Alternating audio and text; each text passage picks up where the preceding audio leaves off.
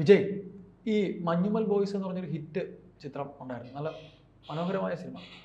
അപ്പോൾ സീൻ മലയാള സിനിമയുടെ സീൻ മാറ്റൂ എന്നൊക്കെ പറഞ്ഞിറങ്ങിയ സിനിമ സീൻ മാറ്റി നല്ല എല്ലാ അർത്ഥത്തിലും. എല്ലാ അർത്ഥത്തിലും.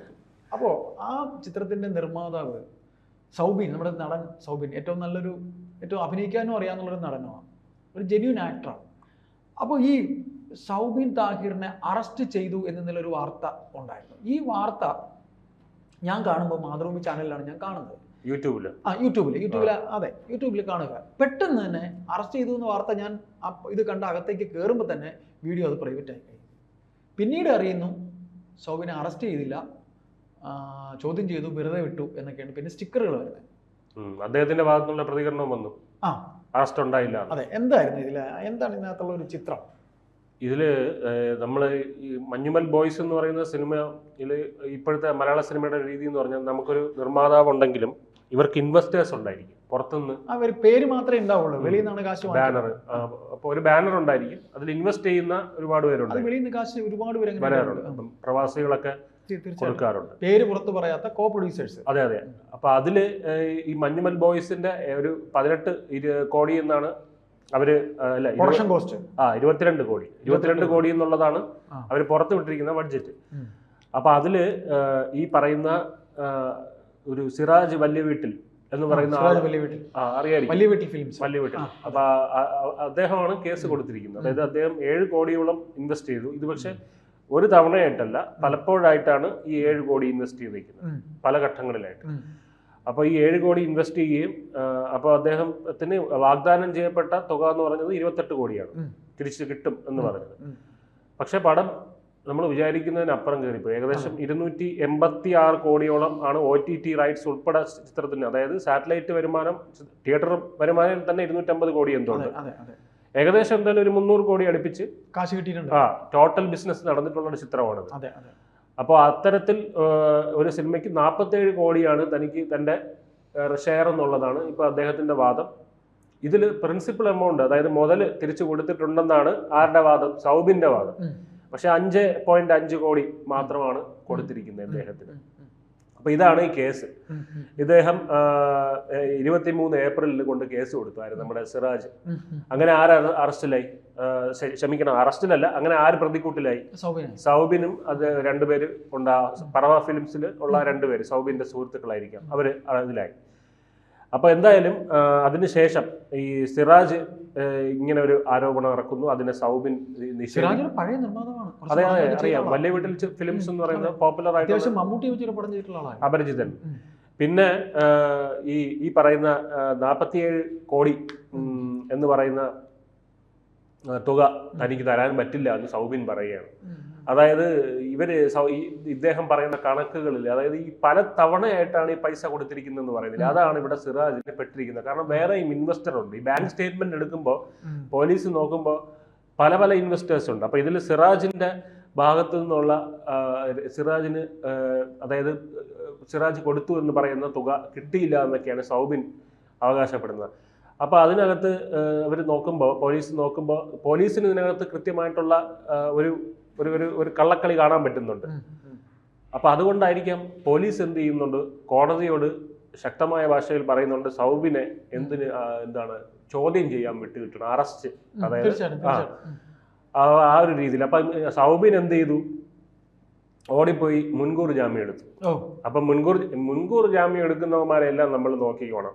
എന്തെങ്കിലും കയ്യിരിപ്പ്, ചോദ്യം ചെയ്താൽ വെളിയിൽ പോകാൻ സാധ്യത അതുണ്ടെങ്കിൽ മുൻകൂർ ജാമ്യം. ഇപ്പൊ നമ്മളറിയാം നിവിൻ പോളിയുടെ ഒരു കേസ് കഴിഞ്ഞ തവണ വന്നിട്ടുണ്ടായിരുന്നു, ഒരു സ്ത്രീ വിഷയമാണത്. അപ്പൊ നിവിൻ പോളി ഓടിപ്പോയി മുൻകൂർ ജാമ്യം എടുക്കുകയൊന്നും ചെയ്തില്ല. കാരണം തന്റെ ഭാഗത്ത് പൂർണ്ണമായി ശരി ഉറപ്പുണ്ട് എന്ന് വിശ്വസിക്കുന്ന ഒരാൾക്ക് അങ്ങനെ ചെയ്യേണ്ട ആവശ്യമില്ല, ചെയ്യില്ല. അത് 9 മണിക്ക്, അത് വാർത്ത വരുന്നത് 7 മണിക്കാണ്. അന്ന് 9 മണിക്ക് തന്നെ മാധ്യമങ്ങളെ കണ്ടു. നമുക്കറിയാം ജയസൂര്യ എന്ന് പറയുന്ന ഒരു നടനുണ്ട്, ഇപ്പുറത്ത് ബാലേന്ദ്രമേനോനുണ്ട്, അല്ലെങ്കിൽ ഈ സിദ്ദിഖ്, മുകേഷ്, ഇങ്ങനെയുള്ളവരൊക്കെ ഓടി ഒളിക്കുകയാണ് ചെയ്തത്. ജയസൂര്യ ആണെങ്കിൽ അമേരിക്കയിൽ വിസ നീട്ടിയെടുക്കുകയാണ് ചെയ്തത്. അപ്പം ഇങ്ങനെയുള്ളവരൊക്കെ അത് ചെയ്യുന്ന എന്തുകൊണ്ടാണ്? അവരുടെ ഭാഗത്ത് കള്ളത്തരങ്ങളുണ്ട്, അല്ലെങ്കിൽ അതിലെന്തെങ്കിലും ഒരു തരി എന്തോ ഉള്ളത് കൊണ്ടാണ്. അപ്പം അവരിങ്ങനെ ചെയ്യുന്നത്. അപ്പൊ നിവിൻ പോളിക്ക് അറിയാം ഈ പെൺകുട്ടിയെ കണ്ടിട്ട് പോലും ഇല്ല. അപ്പൊ അതുകൊണ്ടാണ് അദ്ദേഹം വന്ന് അത് കാശ് അത് കാശ് വിടുങ്ങാനല്ല, അതിന് വേറെ കുറച്ച് ആംഗിൾ ഉണ്ട്. അത് നമുക്ക് ഇത് മട്ടാഞ്ചേരി മാഫിയയുമായിട്ട് വരുന്നുണ്ട്. മട്ടാഞ്ചേരി മാഫിയ എന്നുള്ള വാക്ക് കേട്ടിട്ടുണ്ട്. അതില് ഇപ്പൊ ചോദിച്ചുകൊണ്ട് ആ വിഷയം പറയാം. അതായത് അതിന് തൊട്ട് മുന്നേ റീമ കന്നിങ്കലിന്റെ ഒരു വിഷയം ഉണ്ടായിരുന്നു. അതായത് റീമ കന്നിങ്കൽ ആഷിഖ് കപൂറും കൂടെ ഡ്രഗ്സ് പെൺകുട്ടികളെ ഡ്രഗ്സിലോട്ട് കൊണ്ടുവരുന്നു, ഈ മലയാള സിനിമയിൽ തന്നെ ഡ്രഗ് പാർട്ടികൾ നടത്തുന്നു. ഇങ്ങനൊരു സംഭവം ആ ഹേമ കമ്മീഷനുമായിട്ട് ബന്ധപ്പെട്ട് തന്നെ പുറത്തു വന്നു. ലീക്സ്, വിക്കി ലീക്സ് എന്ന് പറയുന്നത് തമിഴ്നാട്ടിലെ ഒരു അവിടുന്നാണ് വന്നത്. അപ്പൊ അതിന്റെ അടുത്ത ദിവസം അൻവറിന്റെ ഒരു ന്യൂസ് വന്ന് അതങ്ങ് പോയി. അൻവർ പിണറായി വിജയനുമായിട്ടുള്ള ഒരു ബന്ധപ്പെട്ട ഒരു ന്യൂസ് വന്ന് അതങ്ങ് പോയി. പക്ഷെ വീണ്ടും അടുത്ത വരുന്ന ന്യൂസ് എന്തായിരുന്നു? നിവിൻ പോളിയുടെ ന്യൂസ് ആയിരുന്നു. അതെന്താ സംഭവം എന്ന് മനസ്സിലായി. റിമ കല്ലിങ്കലും അവരും കൃത്യമായിട്ട് ഈ ഇതിനെ തിരിച്ചുവിട്ടത്. ഈ പെൺകുട്ടിയെ ഇറക്കിയത് ആരാണെന്ന് അന്വേഷിച്ചു കഴിഞ്ഞാൽ അതിന്റെ പിന്നിൽ ആരെന്ന് മനസ്സിലാവും. അതായത് നിവിൻ പോളി ഇറക്കിയത് മനസ്സിലായി. അവരുടെ മുഖം രക്ഷിക്കാൻ വേണ്ടി. ഇതെല്ലാം ഫേക്ക് ആണ്. ഹേമ കമ്മീഷൻ തന്നെ ഫേക്ക് ആണ്. ശരി, ക്ഷമിക്കണം, ഹേമ കമ്മീഷൻ അല്ല, ഈ വരുന്ന പെൺകുട്ടികളെ ഈ ആരോപണം അതിൽ ഒരു കള്ളനാണയം ഉണ്ടെങ്കിൽ പിന്നെ നാട്ടുകാർ ആരെയും വിശ്വസിക്കില്ല. തീർച്ചയായിട്ടും. അപ്പൊ ഇങ്ങനെ ഒരു പരിപാടി ഇവർ ചെയ്തു. അപ്പൊ ഇതെല്ലാം ഇതിന്റെ ഭാഗമാണ്. നമുക്കിതൊന്നും വ്യക്തമായ തെളിവുകളില്ല. നമുക്കിതെല്ലാം വാഗ്ദോരണികൾ മാത്രം. അതാണ്. അപ്പോൾ ഇതുമായിട്ട് ബന്ധപ്പെട്ട് ഒരു ഫോറൻസിക് അന്വേഷണങ്ങൾ വരെ നടന്നിട്ടുണ്ട് ഈ ചിത്രത്തിന്റെ. അപ്പൊ അത് അറിയാൻ കഴിഞ്ഞത് 22 കോടി എന്ന് ഇവർ പറയുന്നത് കള്ളത്തരമാണ്. പടത്തിന്റെ ബഡ്ജറ്റ് 18 കോടിയാണ്. അതെന്തിനായിരിക്കും 4 കോടി കൂട്ടിയിടുന്നത്? എന്തിനായിരിക്കും? അത് വെട്ടിക്കാണ് 4 കോടി കൂടെ വെട്ടിക്കാണ്ട് ബ്ലാക്ക് മണി വെളുപ്പിക്കുക എന്നുള്ള പരിപാടി കേട്ടിട്ടില്ലേ? അതാണ് ഇവിടെ നടക്കുന്നത്. അപ്പോൾ സിറാജ് ഒരു സുതാര്യത, ട്രാൻസാക്ഷൻ ഒന്നും തന്നെ സുതാര്യത ഇല്ല എന്നൊക്കെ അവകാശപ്പെടുന്നുണ്ട്. എന്തായാലും പോലീസ് 29ഓളം കോടി 29ഓളം കോടി 22 ബഡ്ജറ്റാണ് 29ഓളം കോടി ഈ പ്രൊഡ്യൂസർമാരുടെ ട്രാൻസാക്ഷനിൽ നിന്ന് വാങ്ങിയതായിട്ട് പല ഇൻവെസ്റ്ററുടെ കയ്യിൽ നിന്ന് വാങ്ങിയതായിട്ട് കേൾക്കുന്നുണ്ട്. അപ്പോൾ അവിടെ ഈ സിറാജിന്റെ ഒരു വാദം ഉണ്ടായിരുന്നു, വാങ്ങിയ പൈസ എല്ലാം പേഴ്സണൽ ആവശ്യങ്ങൾക്ക് ഉപയോഗിച്ചു, സിനിമയുടെ നിർമ്മാണത്തിനല്ല. അപ്പൊ അത് ശരിവെക്കുന്നതാണത്. കാരണം 29ഓളം കോടി വാങ്ങിച്ചു എന്ന് പറഞ്ഞാൽ പടത്തിന്റെ ബഡ്ജറ്റ് 22 കോടിയാണ്. 7 കോടിയോളം അവര് പേഴ്സണൽ ആവശ്യങ്ങൾക്കായിരിക്കാം ഉപയോഗിച്ചിരിക്കുന്നത്. സിറാജ് കൊടുത്തു എന്ന് പറയുന്നത് 7 കോടിയാണ്. അപ്പോൾ എന്തായാലും അതിനുശേഷം മെയ് 2025 സൗബിൻ കൊണ്ട് FIR ക്യാഷ് ചെയ്യാനായിട്ട് കൊടുത്തു. ക്വാഷ് ചെയ്യണമെന്ന് പറഞ്ഞു. അതായത് ഇൻവാലിഡ് ആക്കണം, നിയമസാധുത ഇല്ലാതാക്കണമെന്ന്. കോടതി പറ്റൂല എന്ന് പറഞ്ഞു. ക്രിമിനൽ നടപടി എടുക്കാൻ പറഞ്ഞു. അപ്പോൾ കാരണം അത് എന്തെങ്കിലും ഒരു സംഭവം ഇല്ലാതെ ക്രിമിനൽ നടപടി എടുക്കാൻ പറയില്ലല്ലോ. അങ്ങനെ ആണ് മുൻകൂർ ജാമ്യം എടുക്കുകയും അങ്ങനെ സംഭവങ്ങളുണ്ടാകും. എന്തായാലും മുൻകൂർ ജാമ്യത്തിന്റെ 28 ജൂൺ വരെ എന്തോ അതിന്റെ ഒരു കാലാവധി ഉണ്ടായിരുന്നു. എന്തായാലും ഇന്നലെ സൗബിൻ അങ്ങോട്ട് വിളിച്ചു, നേരിട്ട് സിറാജിനെ വിളിച്ചു. അതായത് പോലീസ് സ്റ്റേഷൻ വഴിയായിരിക്കാം. അവരൊരു കോംപ്രമൈസിനാണ് സൗബിൻ പോയതെന്നാണ് പറയുന്നത്. അതായത് ഈ പറയുന്ന തുക കൊടുക്കാൻ, അതായത് മുതലല്ല, ബാക്കി പ്രോഫിറ്റ് കൊടുക്കാൻ, ലാഭം കൊടുക്കാൻ വേണ്ടി. പക്ഷെ സിറാജ് അതിന് വഴങ്ങിയില്ല. സിറാജ് പറഞ്ഞു, കോടതി ഇനിയിപ്പോ കോടതിയില്ലേ, കോടതി വഴി തന്നെ നടക്കട്ടെ, പോലീസ് സ്റ്റേഷനിലുള്ള സെറ്റിൽമെന്റ് ഒന്നും വേണ്ട എന്ന് തന്നെ പറഞ്ഞു. അങ്ങനെ അതിന് വേണ്ടിയാണ് താൻ ഇവിടെ പോയത്, നമ്മുടെ പോലീസ് സ്റ്റേഷനിൽ പോയത്. അല്ലാതെ അറസ്റ്റിലല്ല. ഞാൻ പറഞ്ഞതൊക്കെ പോലീസ് ഉദ്യോഗസ്ഥർക്ക് മനസ്സിലായി, അതുകൊണ്ട് അറസ്റ്റ് ചെയ്യുന്നില്ല എന്നൊക്കെയാണ് ഇദ്ദേഹം പറയുന്നത്. പക്ഷെ മരട് SHO എന്നും മരട് SHO ഒക്കെ സൗബിന്റെ അടുത്ത് മുരട് ഭാവത്തിൽ തന്നെയാണ് നിൽക്കുന്നത്. കാരണം എന്ന് പറഞ്ഞാൽ ഇതിനകത്ത് വ്യക്തമായിട്ടുള്ള തിരിമറികൾ നടന്നിട്ടുണ്ടെന്നും, ഇത് മാത്രമല്ല ED അന്വേഷണവും ഒക്കെ ഇതിനകത്ത് വന്നിട്ടുണ്ട്. ഇൻകം ടാക്സ് ഡിപ്പാർട്ട്മെന്റിന്റെ ഒക്കെ അന്വേഷണം വന്നിട്ടുണ്ട്. അപ്പോൾ ഇൻകം ടാക്സ് ഡിപ്പാർട്ട്മെന്റിന്റെ അന്വേഷണത്തിൽ നവംബറിൽ നടന്നതാണ്. അന്വേഷണത്തിൽ ടാക്സ് ഇവേഷൻ, അതായത് ടാക്സിന്റെ വെട്ടിപ്പ്, ഈ റിസീപ്റ്റുകൾ കള്ളത്തരത്തിലുണ്ടാക്കുക, ഇങ്ങനത്തെ കുറച്ച് പരിപാടികൾ നടന്നതായിട്ട് അറിയപ്പെടുന്നുണ്ട്. പിന്നെ EDയുടെ അന്വേഷണത്തിൽ ജൂൺ 2024 നടന്നതാണ്. അവരൊരു ECIR എന്ന് പറയുന്നത്, FIR എന്ന് പറയുന്ന പോലെ അത് അവർ രജിസ്റ്റർ ചെയ്തിട്ടുണ്ട്. അതിൽ മണി ലോണ്ടറിങ് പിന്നെ ചെയ്തിട്ടുള്ളതായിട്ട് വ്യക്തമായിട്ടുള്ള ഒരു ആരോപണം അതിനകത്ത് അവർ ചെയ്തിട്ടുണ്ട്.